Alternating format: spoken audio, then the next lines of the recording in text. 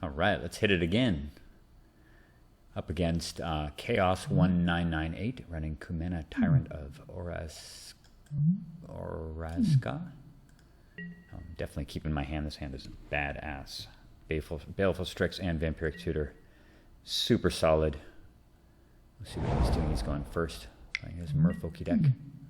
There's a Merfolk guy right off the bat. All right, can't control. Tap.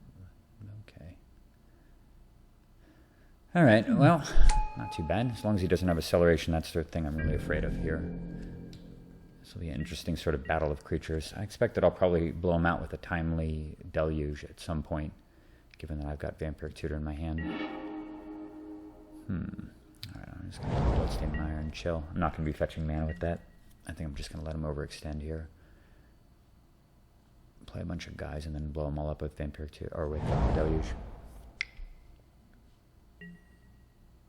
Yeah, even better.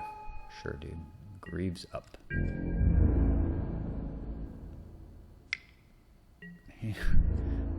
Not the Greaves on this guy.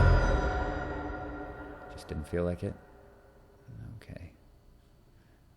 Yeah, I'm gonna have to just take him down when he's got 3 creatures. Alright, I'm gonna go fetch the worst of the 3 lands here. I've already got it in hand, actually. So it's gonna have to be Watery Grave. I'll decline to tutor. Remand.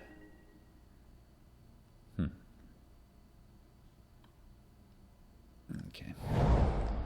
It's definitely going to be Baleful Strix here. Love this creature in this deck. So delicious. It fends off crazy things like Sigarda and stuff. And you can draw extra cards off of it when you use Yuriko as well. Playing your dude. Down comes the commander.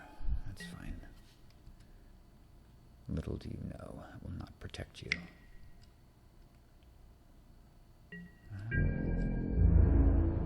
Can't be blocked. 2 damage. Okay.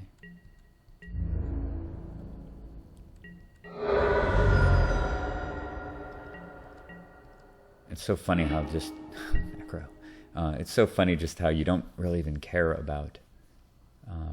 You don't really particularly care about Yuriko dying either. It's so easy to enable it, particularly off things like Baleful Strix. It's just a freebie. I'm gonna attack here. Yeah, I'll ninjutsu, I think, anyway. So I don't particularly care about Yuriko dying. It's just gonna kind of make my hand rather clunky. I'm gonna have 10 cards, but Thoughtseize. Wow, that is an incredible card to draw right now. So I'm gonna have to discard 1 less. What a perfect card to hit. Alright, what are we looking at here? Cold-Eyed Selkie. Whenever a spell or ability counters a spell. So that counts for me 2. 7 Merfolk. Okay. Selkie, gone. Probably should have played that last turn, to be honest. I did have an island in play with a Watery Grave.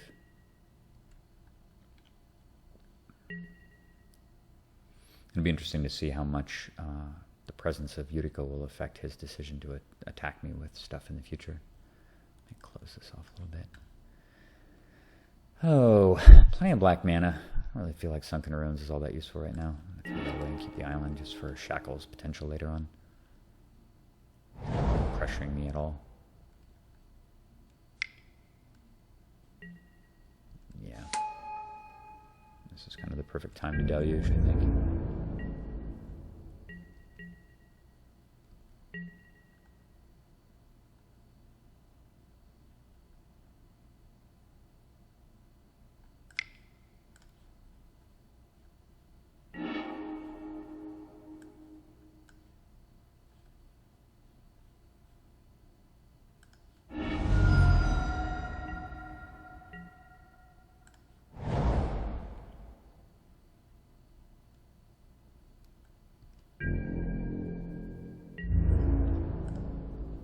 Maybe he'll block with Kumena.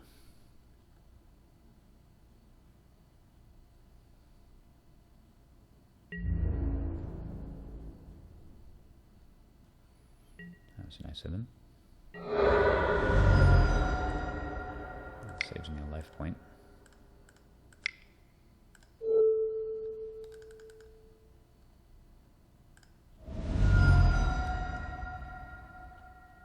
He's going to draw one card. He may just replay his guy, but I think my counter magic should be able to hold him off. And he also, yeah.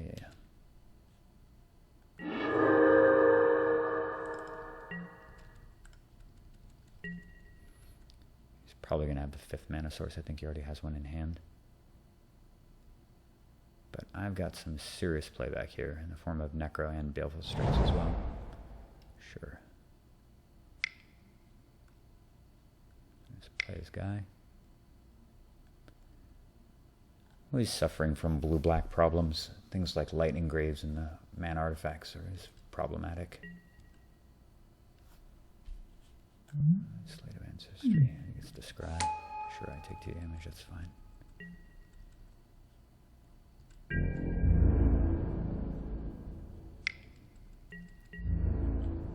Gotta be a little wary of my life total getting too low here.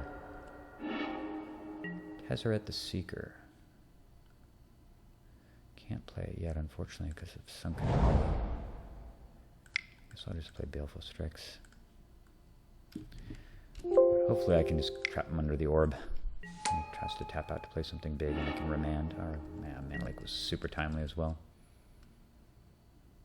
And I can keep this thing from attacking me. He's got a lot of mana. Has something really monstrous. Growing Rights, it's Lombok. Sure. That does not create a creature by itself. And he can't attack through the Baleful Strix. Harbinger of the Tides, what is that? 2 mana.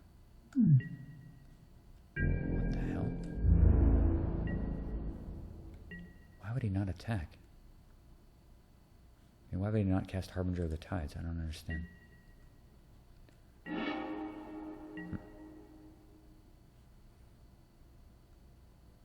give this guy unblockable? That's really weird. Okay. Well, I gotta be careful here. Harbinger of the Tides costs 2. If I remand it, he plays it again. He's still got 3 mana available.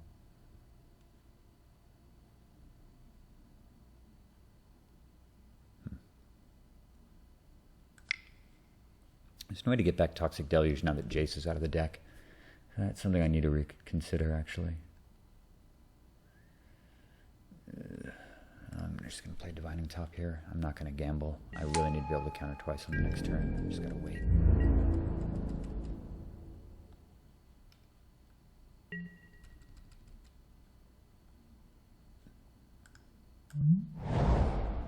What the hell?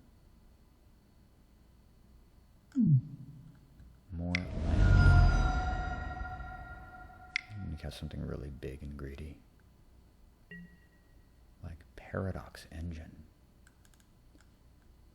What in the hell?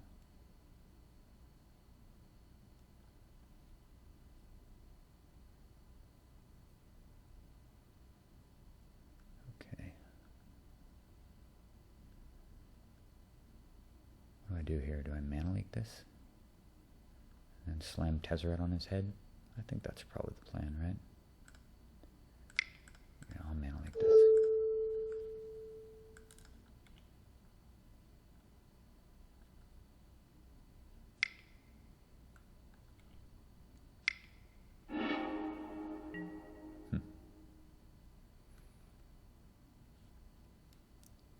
All non-land permanents.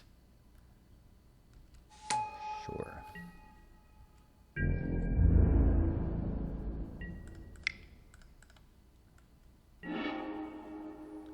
Diabolic Intent.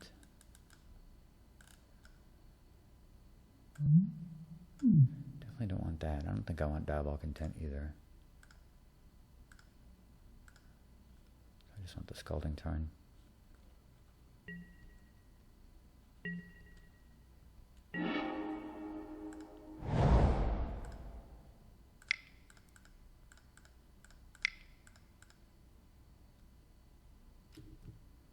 Actually, I should.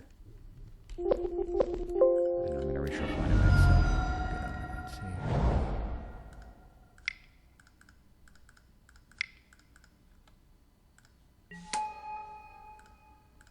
It's orb time.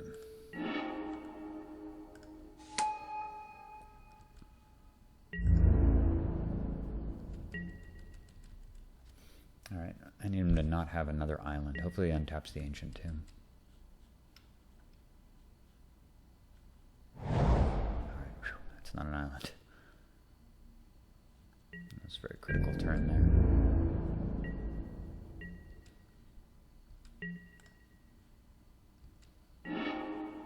Force is phenomenal draw. Alright, I'm at 16. Let's go get a Soul Ring here.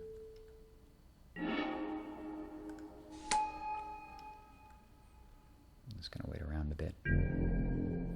This counter should be able to hold the fort for a while though.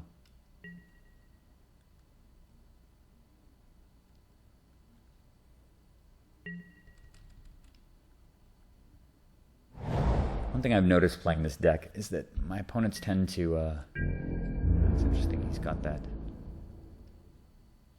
Is he desperate? Does he want to attack into? Not quite at the phase where I can start to use Yuriko again. Let's take a look at the Dividing Top.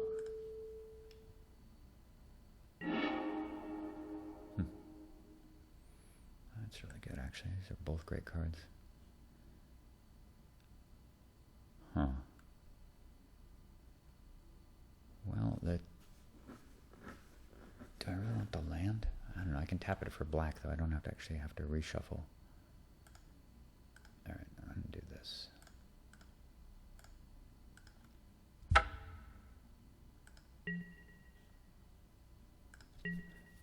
Untap Underground Sea number 3.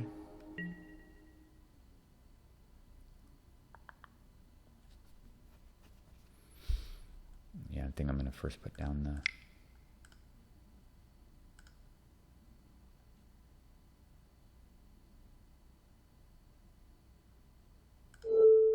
Actually, I have to be a little reluctant to...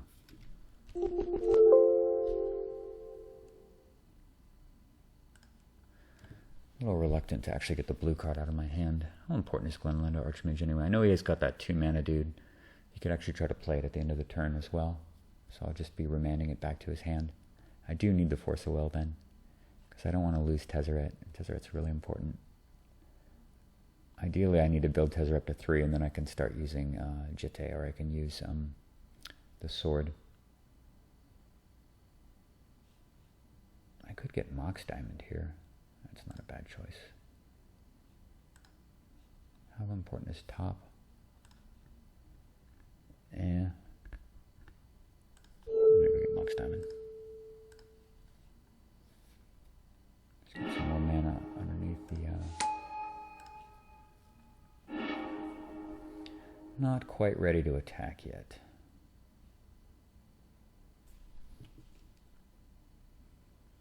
I'm just gonna wait. It's so funny how Baleful Strix is just kicking this guy's ass. Why does he have Paradox Engine in his deck? I guess it's meant to just crank his Merfolk and draw his whole deck or something. It's pretty presumptuous. He's casting something big. Miro Regere.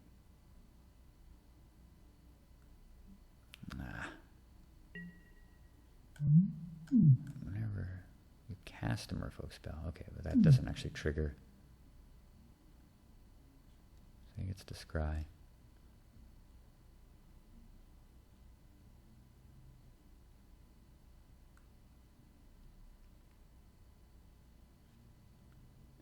I'm going to use the top in response, see what's up here. Scroll. Scroll, Trinket Mage, Delta. I definitely don't want the Delta. Trinket Mage is really good right now. It does get Skull Clamp, as well as the other Mox. Alright, I don't think I want Delta. I'm going to put the Trinket Mage on top. And I'll happily remand this.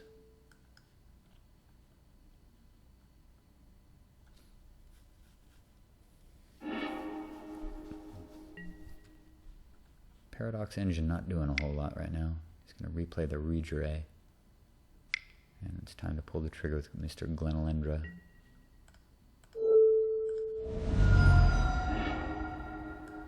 That's game for sure. He knows what's going on.